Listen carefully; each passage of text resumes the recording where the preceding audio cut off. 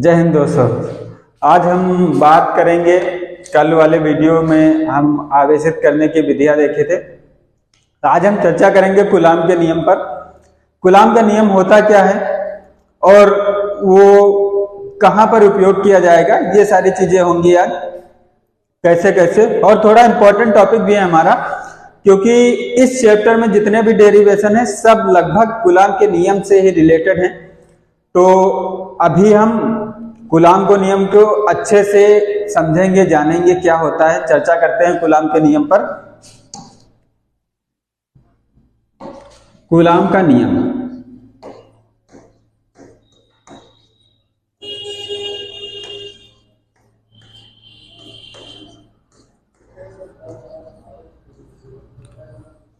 तो पहले ऐसे समझ लेते हैं कूलाम का नियम होता क्या है। तो कूलाम का नियम हमसे ये कहता है कि जब हमारे पास दो आवेश होने चाहिए। तो दो आवेश की बात कर लेते हैं पहले, कितने होंगी बातें, फिर आगे कूलाम का नियम अच्छे से समझेंगे। दो आवेश हैं, अगर जो आवेश, तो कॉमन सी बात है कि दो प्रकार के हो सकते हैं, या तो समान हो सकते हैं या तो अलग अलग हो सकते हैं। जैसे मान लीजिए हमारे पास समान आवेश है, समान आवेश, समान आवेश में हम दोनों ले सकते हैं, प्लस कामा प्लस और माइनस कामा माइनस। तो इनके मध्य लगने वाला बल हमारा कौन सा होगा, या हम कह सकते हैं कि कौन से बल से हम इसे देखेंगे। तो आपको यह समझना है कि अगर जो समान आवेश हैं तो उनके बीच में हमेशा प्रतिकर्षण बल लगेगा। कौन सा बल? प्रतिकर्षण बल।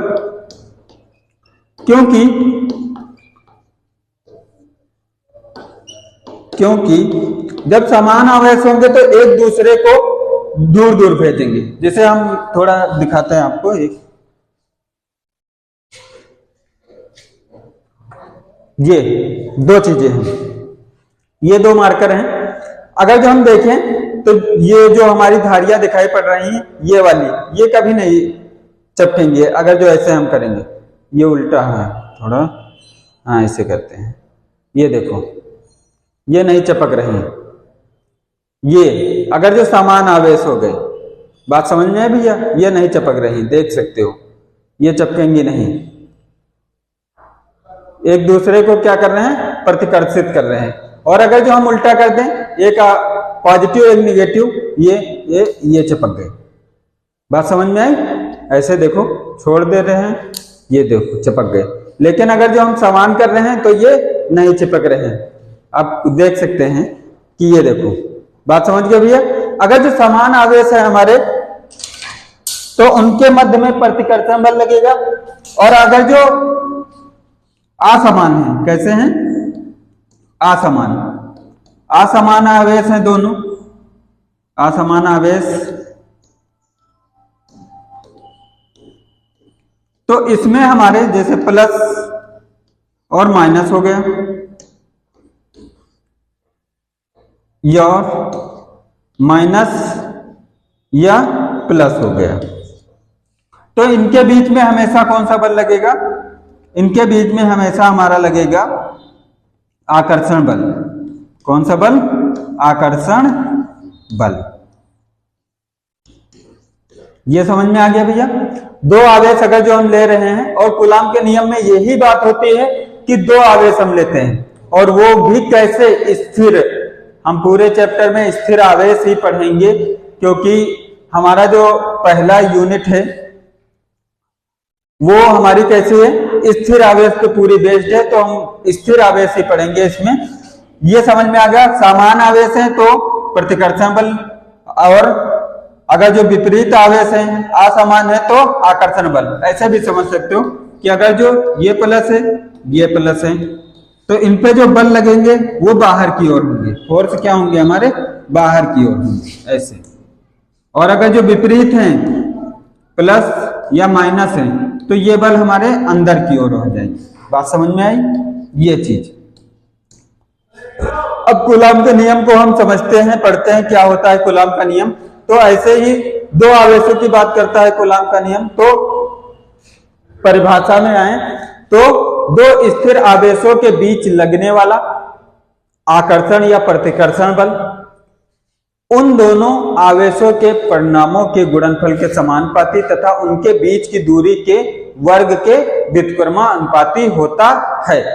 ये हमारी डिफिनेशन होती है। तो हम इसी को अब समझ लेते हैं अच्छे से, ये हटा दें।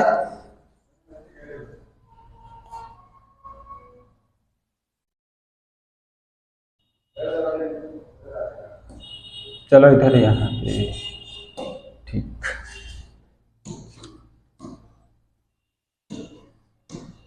दो आवेशों, दो स्थिर आवेशों के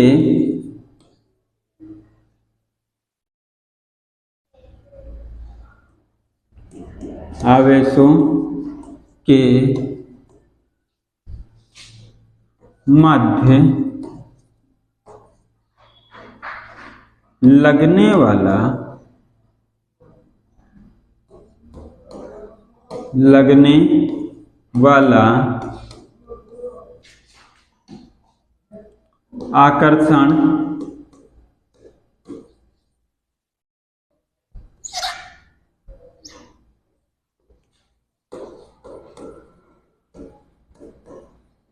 आकर्षण या प्रतिकर्षण बल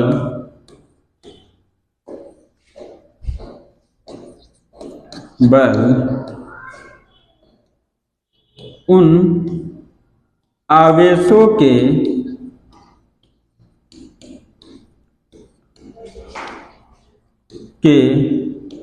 परिमाणों के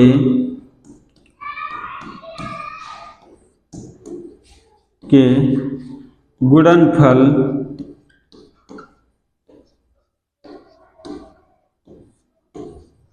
के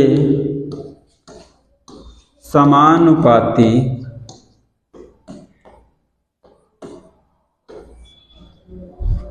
तथा उनके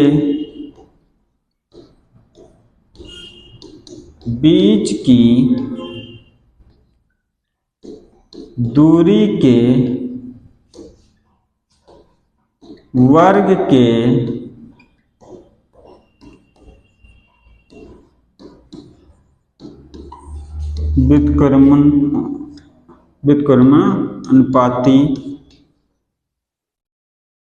व्युत्क्रमानुपाती होता है।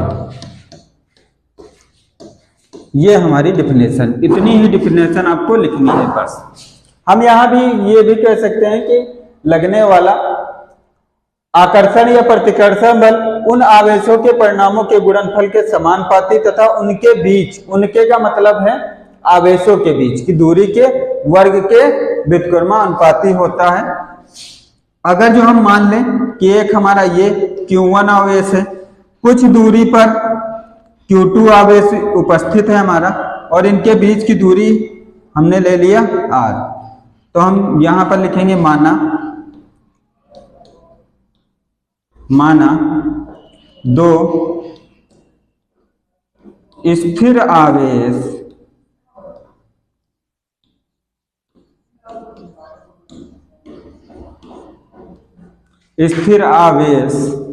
Q1 व Q2 हैं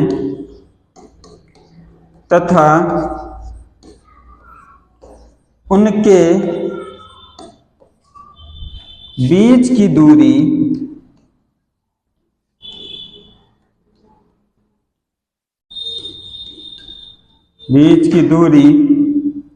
स्मॉल r है,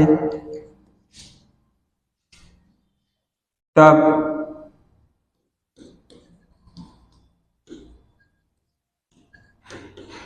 कूलाम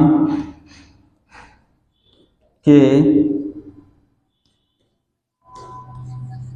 नियम से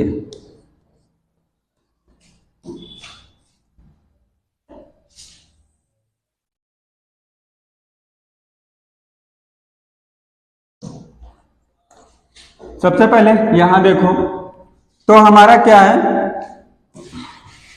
कूलाम का नियम हमसे क्या कह रहा था, उनके गुणनफल के समानुपाती, आवेशों के परिणामों के गुणनफल के समानुपाती। तो हमें यही लिखना है, इनके बीच लगने वाला बल। तो इनके बीच बल, इनके बीच इन आवेशों के बीच लगने वाला बल, तो F बल को हमेशा हम किससे, F से लिखते हैं, समानुपाती है Q1 व Q2 से। फिर दूसरी लाइन है, उनके बीच की दूरी के वर्ग के व्युत्क्रमानुपाती होता है, तो ये हमारा F व्युत्क्रमानुपाती हो जाता है R स्क्वायर के। ये समीकरण 1 और ये समीकरण 2। समीकरण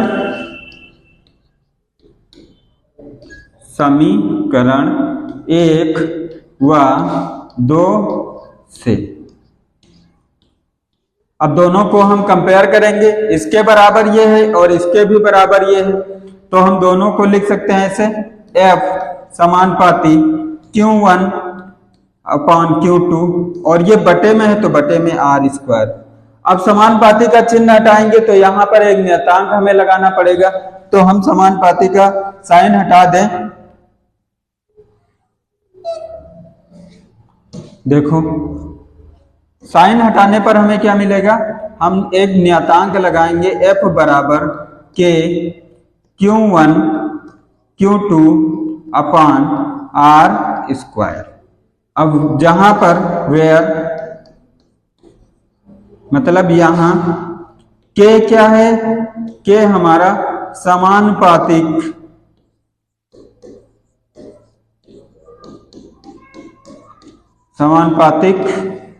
नियतांक है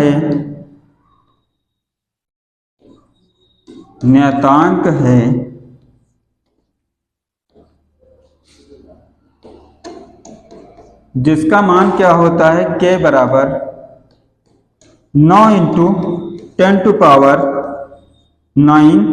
न्यूटन मीटर स्क्वायर प्रति कूलाम स्क्वायर। ये मान होता है K का, समानुपातिक साइन का K का मान होता है हमारा।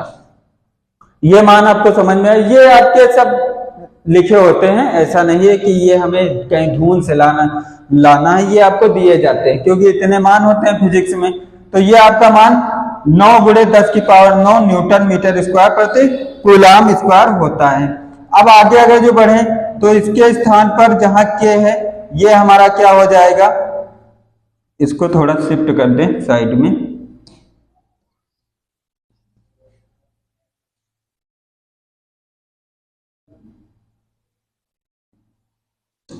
देखो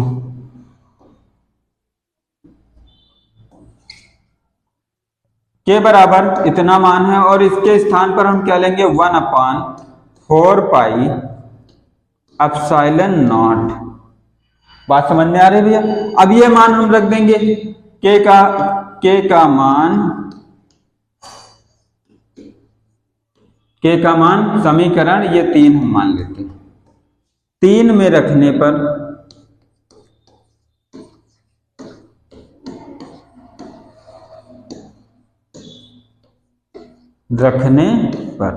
अब जब रखेंगे तो हमारा हो जाएगा F बराबर 1/4πε0 into Q1 Q2 upon R square.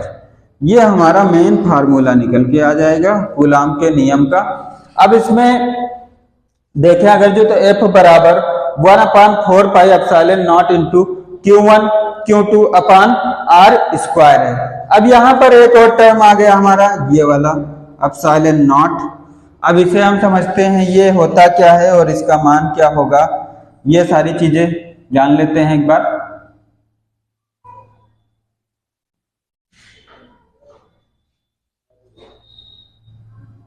देखो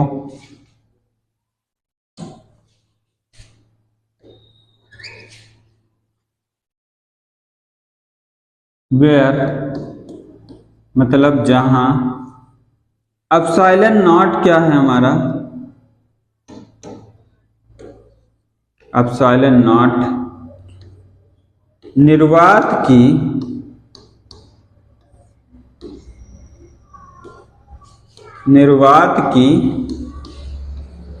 विद्युतशीलता।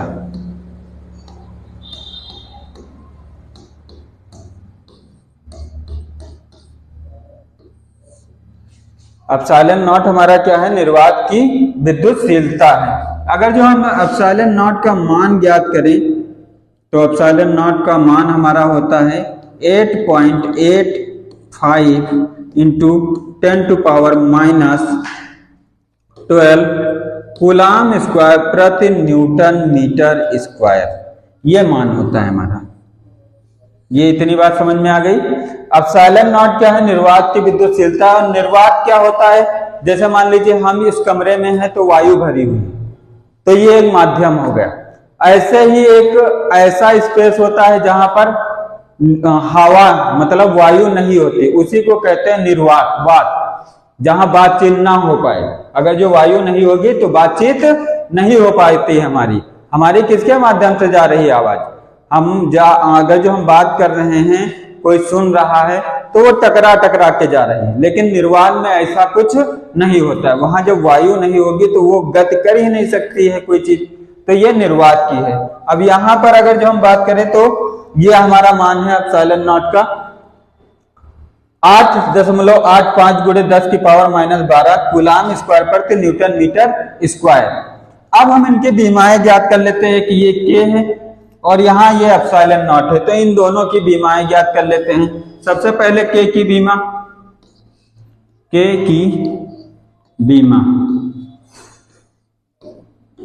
की बीमा क्या हो जाएगी हमारी?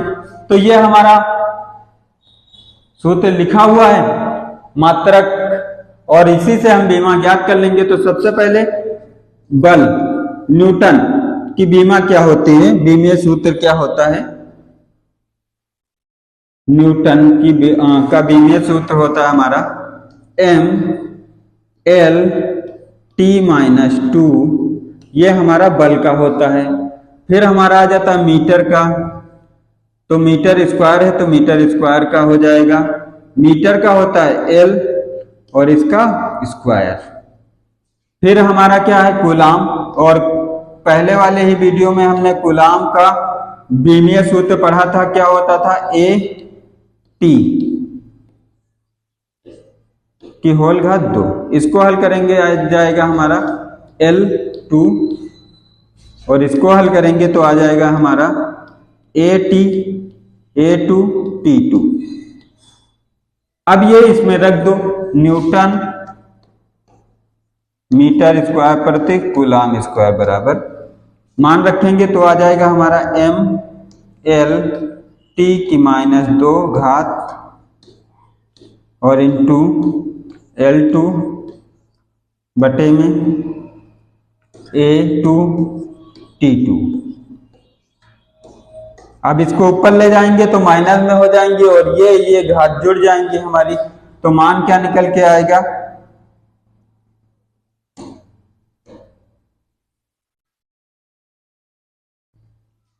मान हो जाएगा हमारा, ये जोड़ देंगे तो m1L3T-2, ये आ जाएगी नीचे से T इंटू -2, A भी हो जाएगा हमारा A-2। अब इनको जोड़ देंगे तो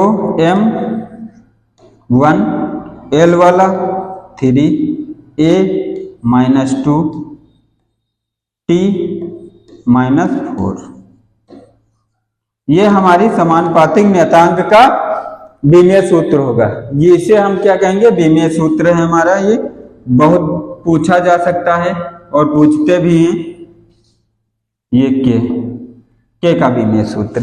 अब ऐसे ही एप्सिलॉन नॉट का हम बीमीय सूत्र ज्ञात करेंगे। तो एप्सिलॉन नॉट का बीमीय सूत्र ये हमारा मात्रक लिखा हुआ है, और इसी से हम बस उल्टा लिखना है हमें।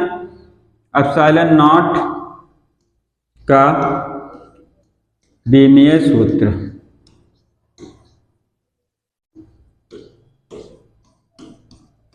तो क्या हो जाएगा?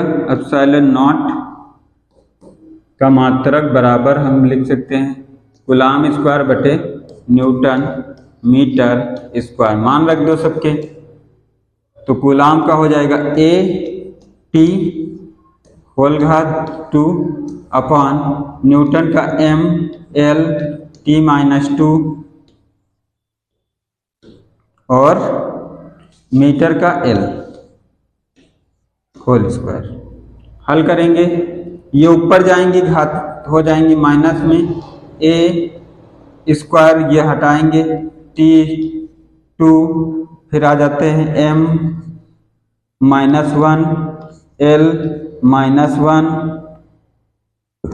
टी माइनस है प्लस हो जाएगी, ये माइनस है सॉरी प्लस है माइनस में हो जाएगा।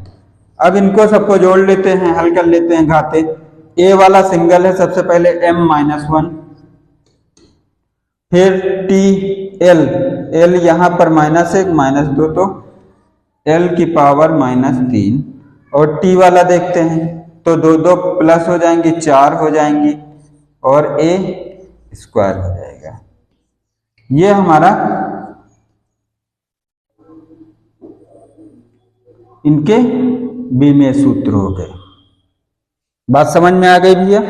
ये हमारे दोनों के बीमीय सूत्र हो गए, एक तो समानुपातिक नियतांक का, दूसरा हमारा बीमीय सूत्र हो गया इसका। अब हम पढ़ेंगे आगे, थोड़ा सा समझेंगे कि हमारा जो कूलाम का नियम है उसका सदिश रूप क्या होगा। सबसे पहले हम इनके दो चीज और 2 पॉइंट हैं छोटे छोटे, वो पढ़ लेते हैं क्योंकि बहुत इंपॉर्टेंट है।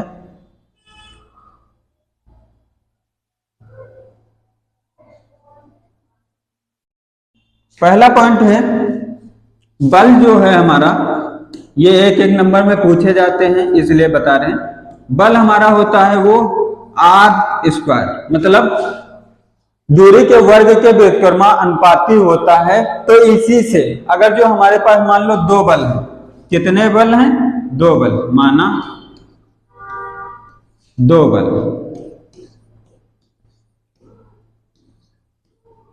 F1 व F2 हैं, तो हम यहां पर लिखेंगे F1 अपान F2 समानुपाती 1 अपान, अब दूरी भी हो जाएंगी 2 हमारे पास, R1 का होल स्क्वायर बटे R2 का होल स्क्वायर, और अब इसका गुणा होगा 1 से, तो ये यहां आ जाएगा F1 अपान R F2 समानुपाती क्या मिलेगा हमें? R2 का होल स्क्वायर बटे R1 का होल स्क्वायर। अब यहाँ दोनों सेम है, स्क्वायर स्क्वायर, तो हम इसे क्या लिख सकते हैं? इसे हम लिख सकते हैं F1 अपान F2 समानुपाती R2 अपान R1 का होल स्क्वायर। ऐसे ये हमारा मेन चीज, इतना समझ में आ गया भैया? अब देखो ये हमारा पूछ लेते हैं कि अगर जो बल 2 बल दिए गए हैं तो उनके बीच की दूरियों में क्या अनुपात बनेगा। बहुविकल्पीय क्वेश्चन आ जाता है सूत्र के फॉर्म में कि 5 न्यूटन का बल और 10 न्यूटन का बल लग रहा है तथा उनके बीच की दूरियां 10 और 9 है, तो उनका रेशियो क्या होगा, उनका अनुपात क्या होगा। तो आप इस फार्मूले से कर सकते हैं और आपको सही आंसर मिल जाएगा। दूसरा ग्राफ, तो हम बात करेंगे बल और दूरी, बल दूरी का ग्राफ, और बल और दूरी का ग्राफ क्या बनेगा हमारा। सबसे पहले हम 2 रेखाएं, एक किसको रिप्रेजेंट कर रही है? ये कर रही है दूरी को, किसको? दूरी को, और ये कर रही है बल को। अब इसका जो ग्राफ बनता है तो अभी दूरी के वर्ग के व्युत्क्रमानुपाती होता है, मतलब अपोजिट। दूरी कम करेंगे तो बल बढ़ता जाएगा, और दूरी जैसे बढ़ाएंगे तो बल कम होता जाएगा। तो अगर जो हम बल को और दूरी को दोनों को मेंटेन करें तो कुछ ऐसा हमारा ग्राफ बनता है। अब यहां से अगर जो हम दूरी कहें 1 मीटर, 2 मीटर, 3 मीटर, 4 मीटर और 1 Newton, 2 Newton, 3 Newton, 4 Newton, 5 Newton, ये दूरी यहाँ 5। तो पहले न्यूटन पर अगर जो हम देखें तो बल और दूरी, बात समझ में आया भैया कि बल अगर जो ज्यादा है तो दूरी कम होगी। और जैसे ही देखो यहां पर समझ लो बल यहां पर ज्यादा लग रहा है, हमारा क्या हो रहा है, ज्यादा लग रहा है और दूरी क्या है, कम है। जैसे दूरी बढ़ाते चले जाएंगे बल भी हमारा कम होता चला जाएगा। बात समझ में? तो ये हमारा बन जाएगा आयताकार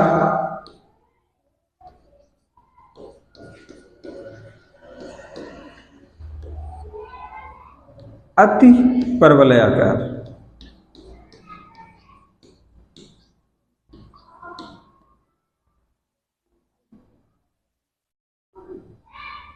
परवलयाकार। तो ग्राफ हमारा कैसा बनेगा, आयताकार अति परवलयाकार। बात समझ में आ गई भैया? ये हमारा इतना था कूलाम के नियम में जो चीजें थी, ये इतनी ही चीजें थी। अगर जो हम देखें तो सदिश रूप भी है हमारा थोड़ा सा, तो एक और पॉइंट है बस उसको देख लेते हैं तो हमारा कूलाम का नियम पूरा हो जाएगा। सबसे पहले हम बात करेंगे सदिश रूप की।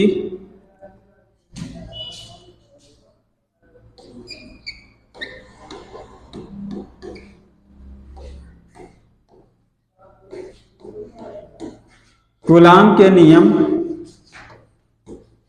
का सदिश रूप। सदिश रूप। अब सदिश रूप क्या होगा, तो सबसे पहले हम एक ग्राफ बना लेते हैं।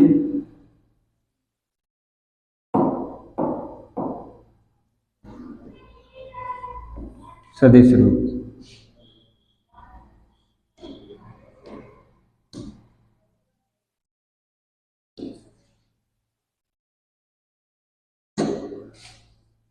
देखो सदिश रूप में ये हमारा बल, अब दो बल हमारे काम कर रहे हैं।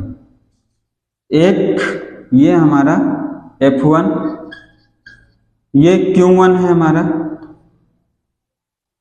ये Q2 है हमारा, ये दूरी है, ये दूरी है हमारी R।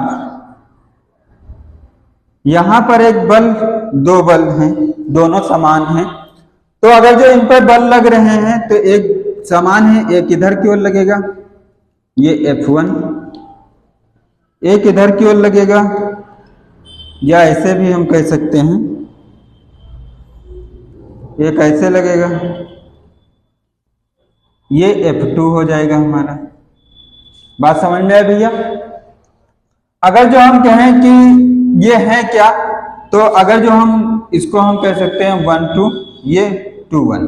अब यहां क्या है, F1 हमारा क्या है, कौन सा बल है, तो ये हमारा बल है F1 पर, या हम कह सकते हैं Q1 से आवेश के कारण, Q1 पर Q2 के कारण, Q2 के कारण उत्पन्न बल। किस पर, Q1 पर, किसके द्वारा, Q2 के द्वारा। इस Q2 के द्वारा इस पर लगाया गया बल है, इसके द्वारा उत्पन्न हुआ। ऐसे ही F2 1, ये हमारा बल Q2 पर Q1 के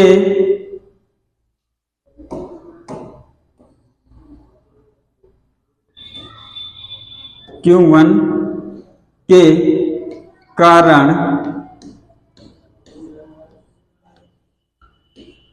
उत्पन्न बल। बात समझ में आ गई भैया। अब देखो ये कैसे क्या हुआ है, ये सारी चीजें समझ में आ गया होगा आप लोगों को। अब हमारे पास वही F1 2 बराबर 1/4 पाई एप्सिलॉन नॉट, और यहाँ पर क्या हो जाएगा हमारा Q1 Q2 अपान R square into R12 cap, ये बनेगा हमारा इसके लिए। और F21 बराबर 1/4 pi epsilon not into Q1 Q2 upon R square into R21 R cap. ये F21 के लिए हमारा फार्मूला बनेगा। अब इसी से हम देखते हैं कि हमारा है क्या आगे। देखो आगे चित्र ना लिख नहीं पाए, थोड़ा सा बस छोटा सा ही है, ज्यादा नहीं बड़ा। अब यहाँ पर देखो दूरी क्या है, अगर जो हम इस बिंदु से लें तो दोनों की समान है, तो हम लिख सकते हैं यहाँ पर कैप लग गया है, यहाँ पर क्या होता है वेक्टर होता है,